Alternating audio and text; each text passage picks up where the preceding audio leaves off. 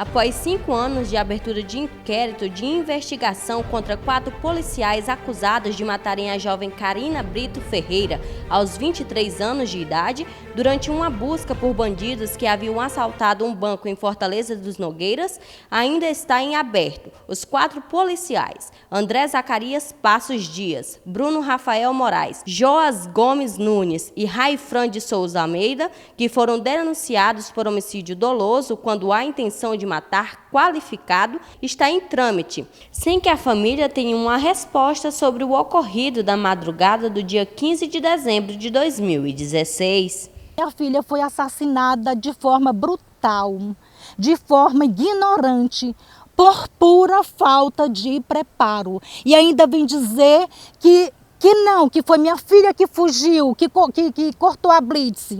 Que história é essa? Por que eles não foram mais dignos, mais humanos? Será se com reflexo de luzes de carro da cidade não observavam que eram 2 moças que estavam ali naquele carro? Ah, mas era um carro que foi confundido com o carro dos bandidos. Gente, até quando vamos viver isso?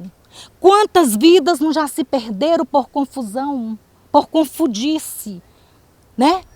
Quantas famílias têm dilacerada?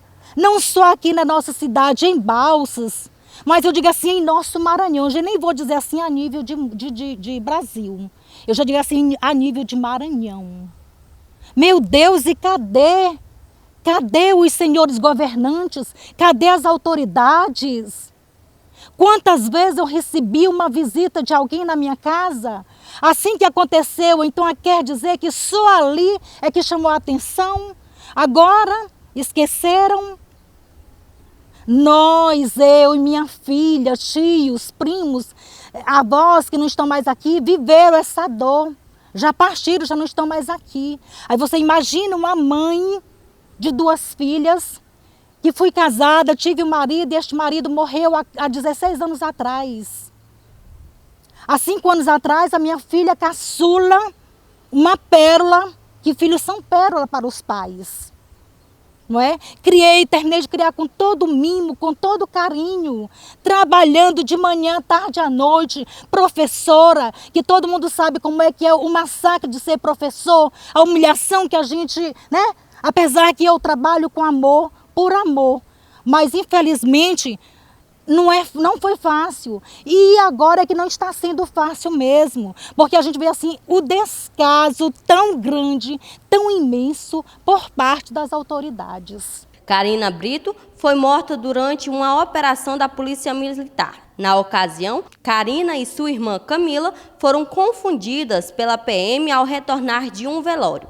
Para Camila, o sentimento é de descaso com ela e sua família, que durante todos estes anos lidam com a perda de sua única irmã e a não elucidação do caso, o que gera uma revolta por não ver a justiça sendo feita. Pedimos justiça, que a justiça seja feita, que a justiça tanto civil quanto criminal, porque até hoje nós estamos simplesmente à mercê de tudo, desde a justiça criminal quanto a civil. E isso não é de hoje, já pedimos ajuda para governo, para prefeito, para vereadores, já apelamos para várias instâncias e até hoje sem retorno, sem direito à resposta, sem nada. E muitas vezes tivemos que nos calar simplesmente por medo de agir, medo de ir atrás, medo de botar a boca no trombone, porque a gente não sabe com quem está lidando. E infelizmente a gente tem que aguentar, goela abaixo, a dor profunda que é perder uma pessoa por uma violência tão bruta e cruel como foi com a minha irmã, minha única irmã. Conversando com o atual juiz da 4ª Vara de Direito da Comarca de Balsas, Dr. Douglas Lima, que agora é responsável pelo veredito do caso,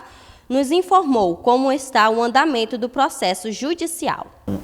O processo é um processo criminal que tramita pelo rito do Tribunal do Júri, uma vez que os policiais que estavam na operação que resultou no falecimento da Karina estão respondendo, né, estão denunciados por crimes aí de homicídio, tentativa de homicídio. Então ele tramita por esse rito do Tribunal do Júri.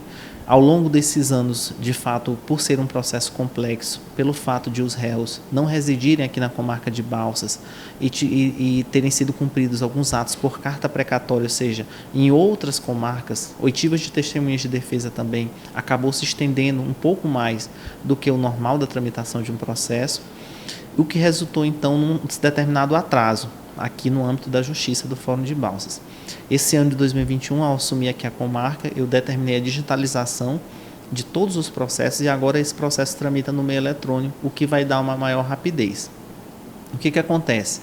Já tivemos toda a fase de oitiva na primeira fase, já ouvimos todas as testemunhas, já interrogamos os acusados e agora o promotor de justiça e os advogados de defesa vão dar o seu parecer, o que nós chamamos de alegação final.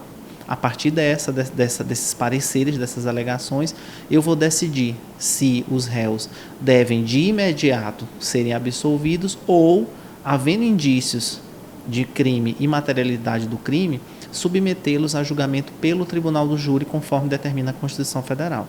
Então, ele está exatamente nessa fase agora, aguardando esses pareceres do Ministério Público e das Defesas para que eu decida através de uma decisão que se chama de pronúncia, impronúncia ou absolvição. Essa primeira fase, a solução dessa primeira fase, está prevista para concretização agora no próximo ano de fevereiro, né, após o reinício, né, das atividades do ano de 2022, para que nós possamos então decidir se a questão vai ou não vai ser submetida ao Tribunal do Júri.